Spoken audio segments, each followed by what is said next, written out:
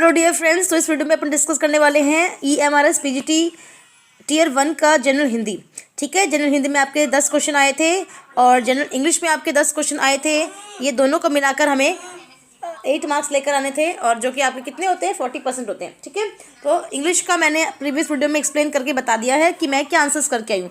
मेरा experience EMRS exam hall में क्या रहा वो मैंने बता दिया है। तो अब हम हिंदी का आज करेंगे इस वीडियो में कि इसका क्या आंसर्स मैं करके आई हूँ।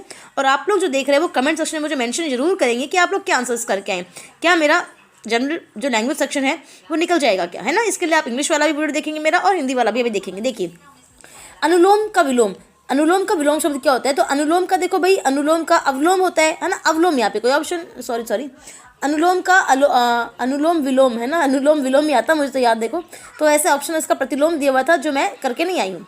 नेक्स्ट दिया था शब्दों में आकाश का पर्यायवाची। देखो बहुत ईजी था, आकाश का पर्यायवाची नहीं है तो तारापथ यानी कि तारों का रास्ता तो है। अब्र, अब्र मतलब भी आकाश होता है और अंबर मतलब भी होता है, तो मधुदूत मतलब आकाश नहीं होता है, तो ये आंसर आएगा।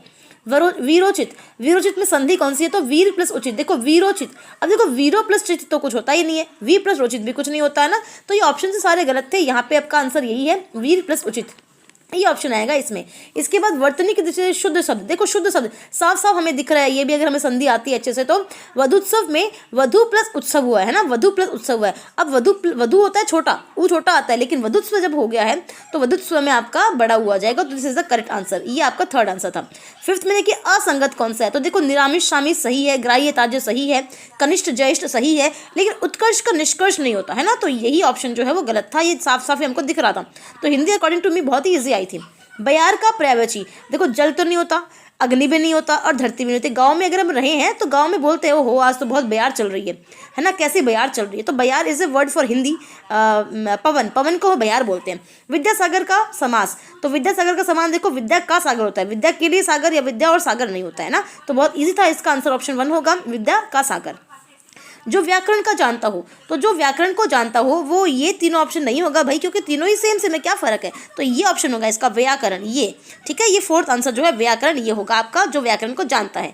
इसके बाद वाकजल, वाकजल भी बहुत ईजी है। जहाँ पे ग आ गया तो हिंदी के अकॉर्डिंग जो संधि होती है उसमें एक संधि में दूसरा तीसरा लेटर आ जाए ना, उसमें पहला बना दो तो ये आ जाएगा आपका हलंत लगा के वाक प्लस जल, है ना, क्योंकि ग और क है यहाँ पर और ये विसर्ग आ गया तो विसर्ग संधि तो ये है नहीं। तो वाकजल आपका हो जाएगा वाक प्लस जल। ठीक है, इसके बाद बैल न कुदे कुदे तंगी, ये देखो मुहावरा था जो मुझे कहावत थी जो मुझे नहीं आई। तो इसका आंसर बुक में तो ये दिया हुआ स्वामी के बल पर सेवक का साहस, लेकिन मैं तो करके आई हुई है तो मेरा ये गलत हो गया है।